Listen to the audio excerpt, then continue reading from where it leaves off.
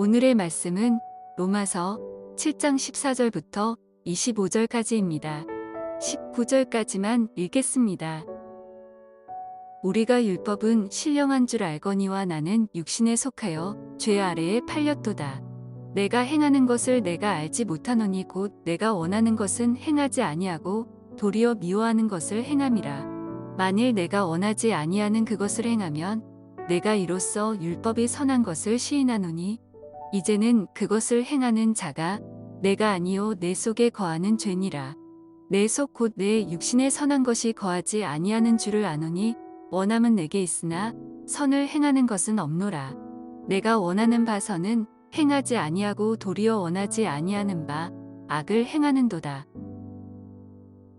여러분, 사람이 없는 어두운 캄캄한 밤에 특별히 가로등도 제대로 없는 길을 나 혼자 걷는다 했을 때 여러분, 일반적으로 우리는 어떤 생각이 듭니까? 무섭다라는 생각이 드는 거죠. 왜입니까? 그 무서운 길에 괴한이 나타나거나 무서운 귀신이 나올까 혼자 이렇게 무서운 거죠.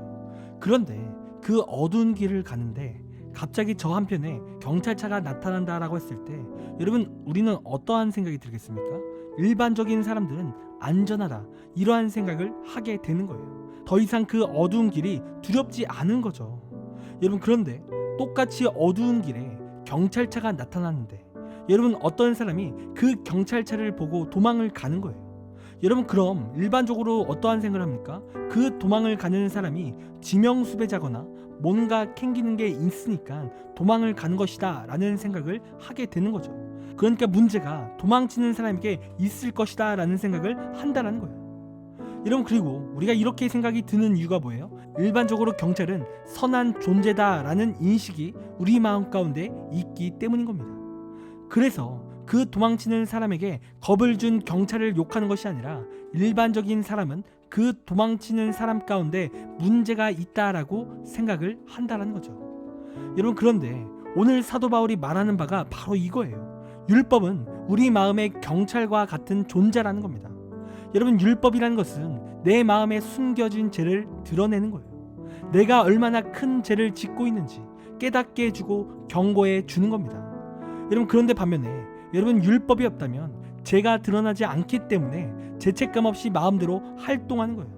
여러분, 그래서 사도 바울이 말하는 게 뭐냐 하면 24절 말씀처럼 율법 때문에 심령이 곤고해지고 괴로워 죽을 것 같은 사람이 있다 한다면 여러분, 그건 율법이 잘못된 게 아니라 죄를 해결하지 못하는 그 사람의 잘못이라는 거예요. 그런데 오늘 말씀을 보면 율법 앞에 괴로워하는 한 사람이 나오는 거예요. 그리고 이 사람의 특징은 무엇이냐면 이 사람은 양심이 없는 사람이 아니라는 겁니다. 여러분, 이 사람은 율법의 중요성도 알고 그래서 변해야 되는 것은 나라는 사실도 잘 아는 사람이에요. 그리고 율법대로 살고 싶어하는 사람이라는 겁니다. 여러분, 그런데 이상한 건 뭐냐 하면 마음과 몸이 따로 노는 거예요. 마음은 거룩하게 살고 싶은데 몸은 자꾸 죄를 짓는 거죠. 그러니까 이 사람이 이것 때문에 너무나 마음이 너무나 괴롭다라는 거예요. 여러분, 그렇다면 지금 이 괴로워하고 있는 이 사람은 과연 누구일까요? 여러분, 이 사람은 누구냐면 사도 바울 본인을 가리키고 있는 거예요. 여러분, 사도 바울은 자신의 죄 때문에 괴롭다라는 말을 하고 있는 겁니다. 여러분, 그리고 오늘 이 사도 바울이 괴로워할 때 이 사도 바울은 어떤 상태이냐면 여러분, 그가 예수님을 전혀 모르는 상태가 아니라는 거예요. 그러니까 그는 구원의 확신도 있고 믿음도 충만한 사람이라는 거죠. 그런데 그러한 그가 지금 뭐라고 고백하고 있다고요? 죄 때문에 미치겠다라는 거예요. 나는 죄 짓고 살고 싶지 않은데 아직도 내 삶에 죄가 남아 있다라는 거예요. 나는 하나님의 뜻 가운데 살고 싶은데 그러지 못하고 있다라는 거죠. 그리고 그러한 연약한 자신을 볼 때 너무나 괴로운 거예요. 여러분, 우리가 기억해야 되는 것은 무엇이냐면 우리가 예수님을 믿는 순간 우리는 성인 군자가 되어서 어떠한 죄에 있어서 그 유혹을 완벽히 이겨낼 수 있는 게 아닙니다. 그러니까 예수 그리스도를 믿는 순간 우리는 죄를 전혀 안 짓는 상태가 되는 것이 아니라는 거죠. 여러분, 그래서 가끔 보면 교회를 욕하고 교회를 비판하고 교회를 떠나는 사람들을 보면요, 참으로 안타까운 것은 교회 안에 사람들이 죄 짓는 모습을 보고 실족하고 그 교회를 떠난다라는 거예요. 여러분, 물론 교회 안에서 죄를 짓고 죄악 가운데 살면 교회의 모범이 안 되고 언제든 사람을 실망케 하는 게 맞아요.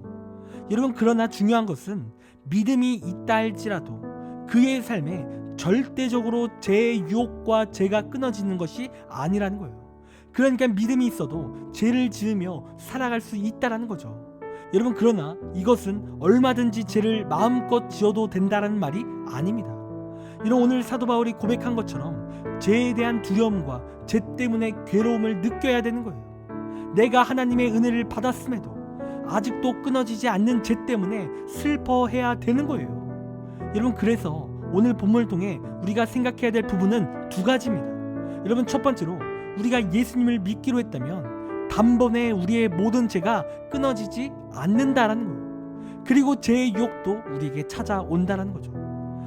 여러분, 그래서 예수님을 믿는다라고 고백하지만 아직도 변하지 못한 사람들을 우리가 정죄할 필요가 없다라는 거예요. 또 변하지 않는 자들 때문에 우리가 실족할 필요도 없다라는 거죠. 그리고 죄 가운데 있는 우리의 삶을 너무나 비관할 필요도 없다라는 거예요. 여러분, 그 위대한 사도 바울도 변하지 않았어요. 정죄할 게 없는 거예요. 그리고 중요한 사실은 무엇입니까? 아직도 내 삶에 죄가 남아있기에 우리는 더욱 하나님의 은혜를 간구해야 된다는 거죠. 내 힘으로 사는 것이 아니라 은혜로 살아가는 능력을 의지해야 되는 거예요. 그리고 그렇게 우리는 성화의 과정으로 나아간다는 겁니다. 여러분, 그리고 두 번째로 진정으로 은혜 받고 예수님을 믿기로 결단한 사람은 내 죄 때문에 괴로워해야 된다는 거예요. 내가 습관적인 죄 가운데 살아가고 아무런 죄책감 없이 죄를 짓는 것이 아니라 내가 그 죄에 넘어짐에 괴로워하며 두려워하며 그렇게 살아가야 한다는 거예요. 여러분, 우리는 은혜 받았다고 내 마음대로 죄를 짓는 것이 아닙니다. 진정으로 은혜를 아는 사람은 죄를 두려워하고 죄 짓는 내 모습에 자책이 나와야 되는 거예요. 그리고 더 나아가 해결을 해야 되는 겁니다. 여러분, 그렇기에 이 시간 우리도 오늘 이 사도 바울처럼 죄에 대한 관점이 변해야 될 줄 믿습니다. 여러분, 죄는 은혜 받아도 유혹이 있으며 또 은혜 받은 사람의 진정한 모습은 죄 짓는 것을 두려워하며 괴로워해야 된다라는 거죠. 그리고 마침내 이러한 죄를 통해 나는 하나님의 은혜가 더욱 필요함을 믿어야 된다라는 거예요.